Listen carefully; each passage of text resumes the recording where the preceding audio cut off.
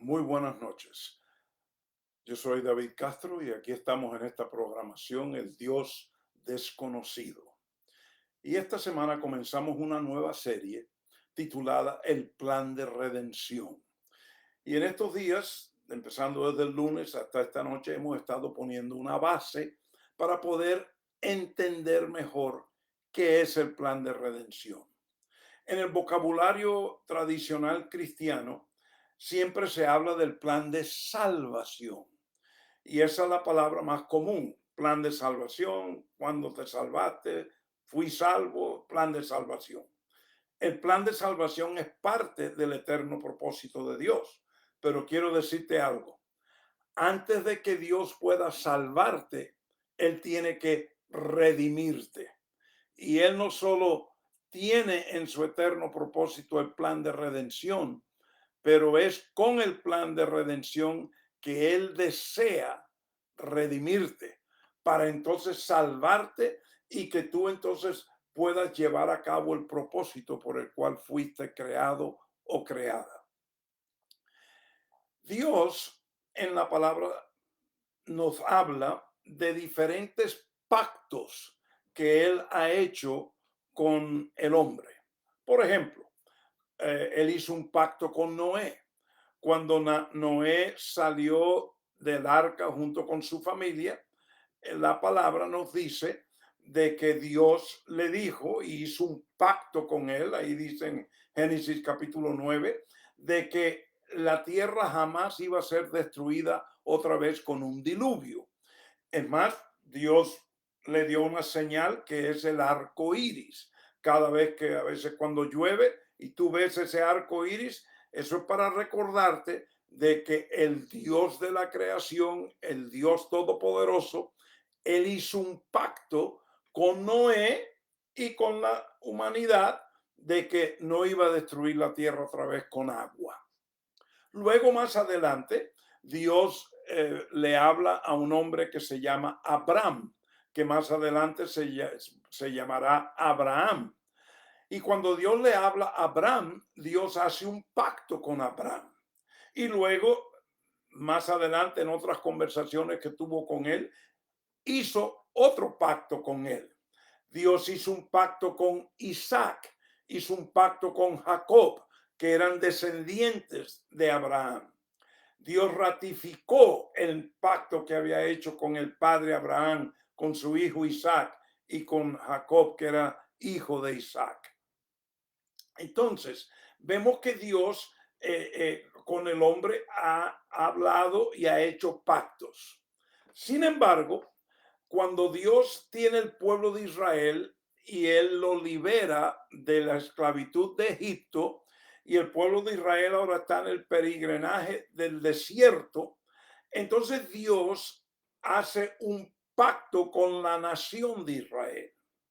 Y un poco diferente a los pactos que él hizo con Noé o con Abraham, Isaac o Jacob, cuando Dios hace un pacto con toda la nación, dentro de ese pacto habían leyes, estaban los mandamientos, ahí donde Dios le escribe a Moisés en dos tablas de piedra lo que llamamos los 10 mandamientos, pero además de esos 10 mandamientos habían como 600 y tantos más mandamientos, estatutos que Dios le dio al pueblo de Israel. Hablaba también Dios en parte del antiguo pacto, Dios le pidió a Israel que observara ciertas fiestas, ciertos días, también ciertas ofrendas, habían ofrendas para diferentes propósitos, todo eso era parte del antiguo pacto. Algo también que era muy importante en el antiguo pacto era la circuncisión. El hombre tenía que ser cortado en el prepucio de su piel para entonces poder estar en pacto con Dios. Y eso, ese proceso de la circuncisión que comenzó con Abraham y luego con toda su descendencia, eso era parte del antiguo pacto. Te digo todo esto porque leímos anoche Hebreos capítulo 12, el versículo, leímos varios versículos, pero específicamente el versículo 24, quiero leerlo de nuevo otra vez esta noche. Dice Hebreos 12:24, y a Jesús, el mediador del nuevo pacto, y a la sangre rociada que habla mejor que la sangre de Abel. Entonces, este versículo no solamente nos identifica al Mesías Jesús, quien también es el Redentor y Salvador, pero nos lo identifica específicamente como el mediador del nuevo pacto. Ahora, no podemos tener algo nuevo si no ha existido algo viejo.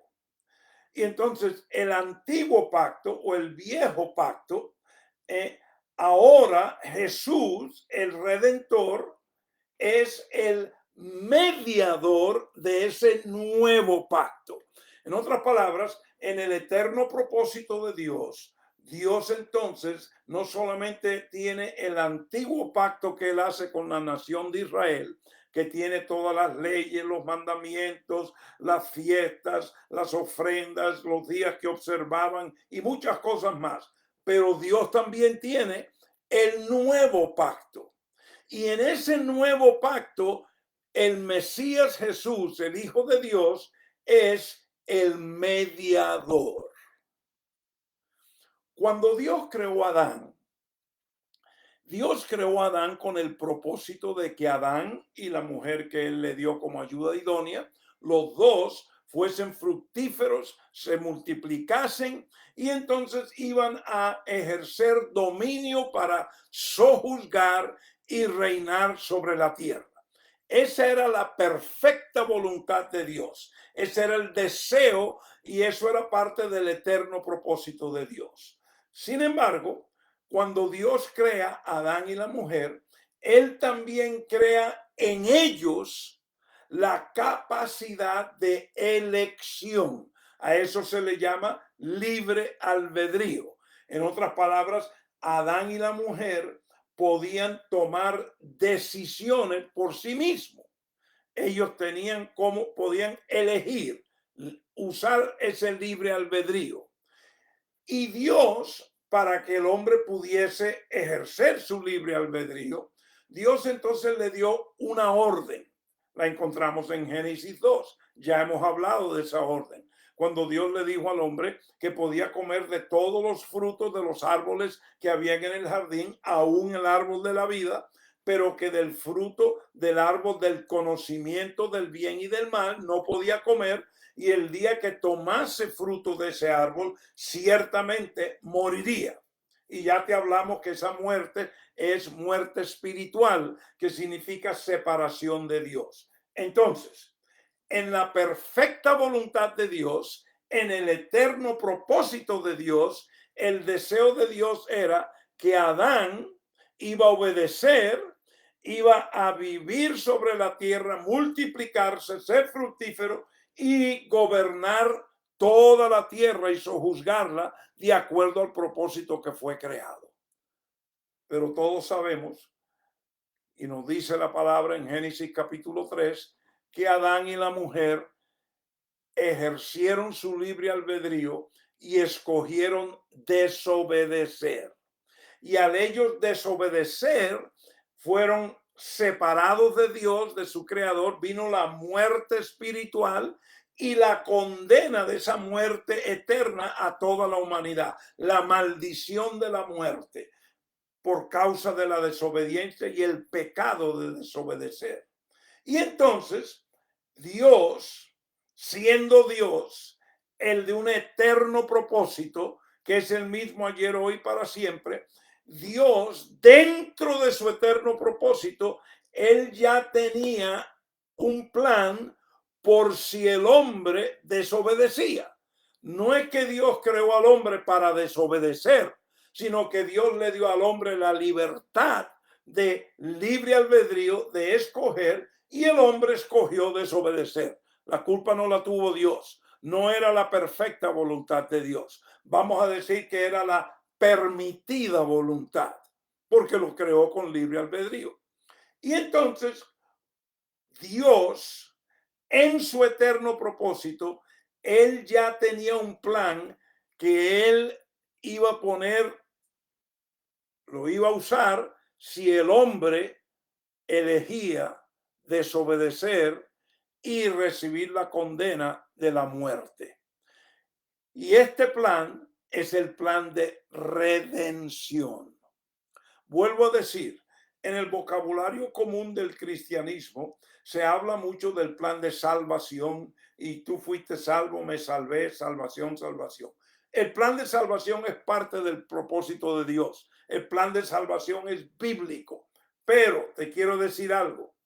Antes de que Dios pueda salvarte, Él tiene que redimirte. El plan de redención tiene que llevar a cabo su función primero. Eso lo vamos a estudiar en las próximas 2 semanas y ustedes van a ver por la palabra por qué el plan de redención es tan importante y esencial para que entonces Dios pueda salvarte y también para que el hombre pudiese ser restaurado para llevar a cabo el propósito original por el cual Dios creó al hombre y a la mujer. Entonces, te he dicho todo esto porque el antiguo pacto o lo que también se conoce como el Antiguo Testamento. El Antiguo Pacto vino a existencia por causa de la desobediencia del hombre, por causa de el hombre escoger desobedecer a Dios. Entonces Dios tuvo que empezar a establecer lo que se conoce como el Antiguo Pacto o el Antiguo Testamento. Quiero leerte unos versículos más en Hebreos capítulo 12 en el contexto de lo que estamos estudiando. Vuelvo al versículo 24 de Hebreos 12. Dice, y a Jesús el mediador del nuevo pacto y a la sangre rociada que habla mejor que la sangre de Abel. ¿Ve? Ahí está haciendo mención de la sangre. Quiero decirte que la sangre derramada o rociada ha existido desde el jardín del Edén. Ahí fue donde primero hubo derramamiento de sangre, cuando Dios mató al animal para quitar las pieles para vestir a Adán y la mujer que estaban desnudos. Luego hubo derramamiento de sangre en Génesis 4, cuando Caín mató a su hermano Abel. Y entonces Dios le dijo a Caín, ¿dónde está tu hermano? Caín dijo, yo no sé, ¿acaso soy guarda de mi hermano? Entonces Dios le dijo, la voz de la sangre de tu hermano clama a mí desde la tierra. ¿Ve? Sangre derramada está clamando. Y entonces aquí habla también en el contexto de Hebreos capítulo 12 de Jesús ser el mediador del nuevo pacto y a la sangre rociada que habla mejor que la sangre de Abel. Sigamos leyendo.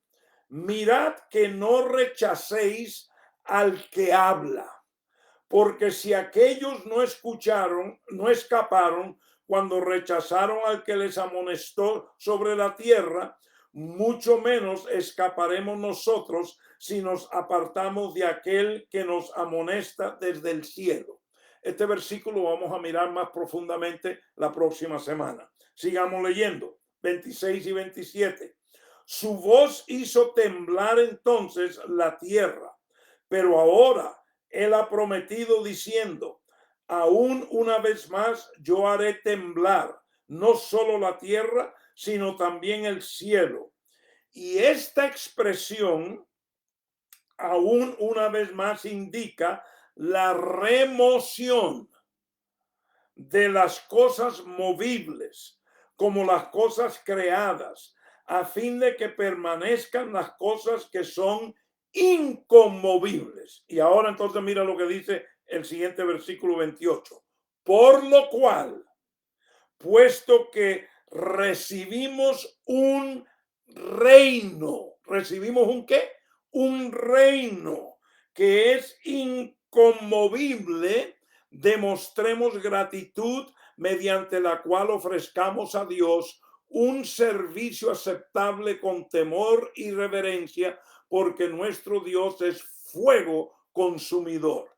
Noten que aquí en el contexto del nuevo pacto, Jesús el Mesías, el mediador de ese nuevo pacto, la sangre rociada, el escuchar la voz del que está hablando, no la rechacéis, porque va a venir un sacudimiento y todo lo que puede ser sacudido va a ser sacudido. Entonces Dios dice, pero a vosotros yo os he dado un reino. Noten una vez más, en el vocabulario bíblico, nuevamente, lo que es el centro del eterno propósito de Dios siempre está saliendo.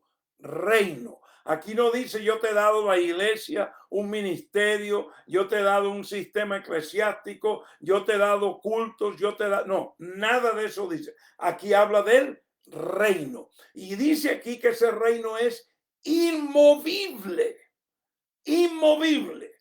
Y en ese contexto de ese reino ser inmovible, entonces dice, demostremos gratitud mediante la cual ofrezcamos a Dios un servicio aceptable con temor y reverencia. Quiero someterte a considerar que este servicio aceptable es al reino, al gobierno de Dios, al eterno propósito de Dios. Por eso es importante entender el plan de redención. Por eso es importante entender por qué Jesús el Mesías es el mediador.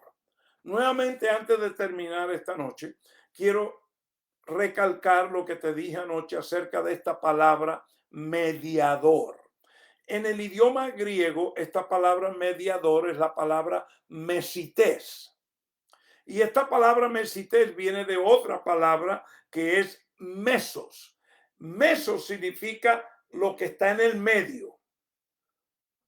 Entonces Dios nos está diciendo que Jesús, el mediador, está en el medio. Ahora, la pregunta es, ¿está en el medio de qué o de quién?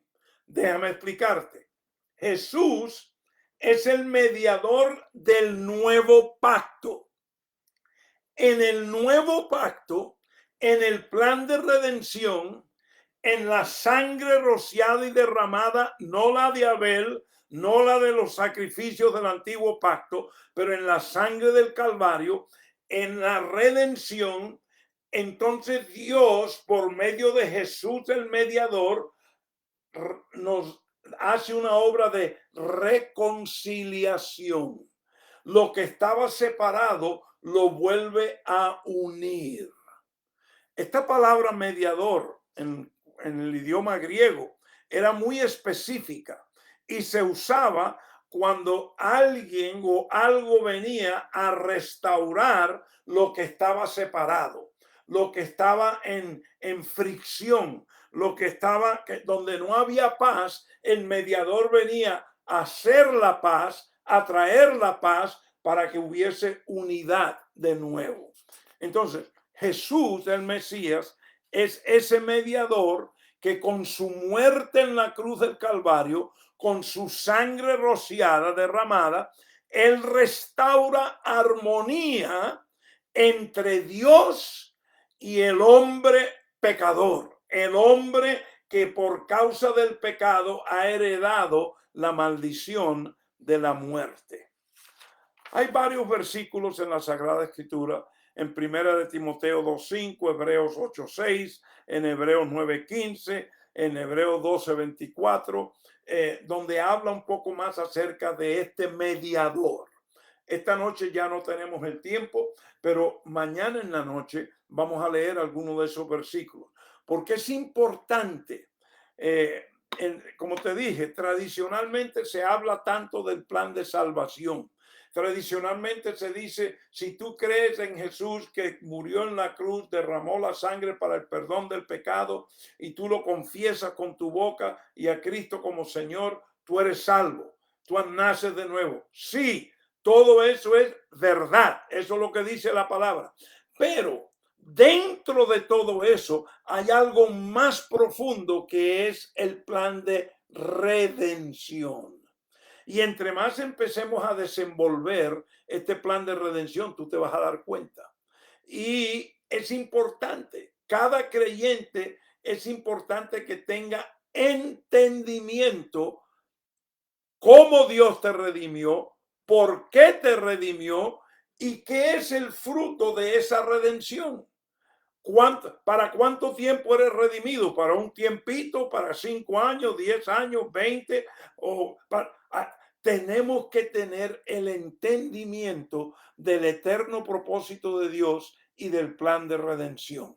Así que mañana en la noche a las 7:30 en punto, hora central de Estados Unidos, estaremos aquí de nuevo para continuar mirando a esta palabra acerca de Jesús el Mesías, el mediador de un nuevo pacto y de su sangre rociada. Hasta mañana, no olviden que tenemos todos nuestros videos en el canal de YouTube, Pastor David Castro. Ahí puedes encontrar el canal y ahí están todos nuestros videos. Puedes verlos, puedes compartirlos con otros. Suscríbete, te pido que te suscribas al canal y espero que sean de continua bendición. Hasta mañana en la noche, no olviden que son bendecidos con toda riqueza espiritual en Cristo Jesús. Muy buenas noches.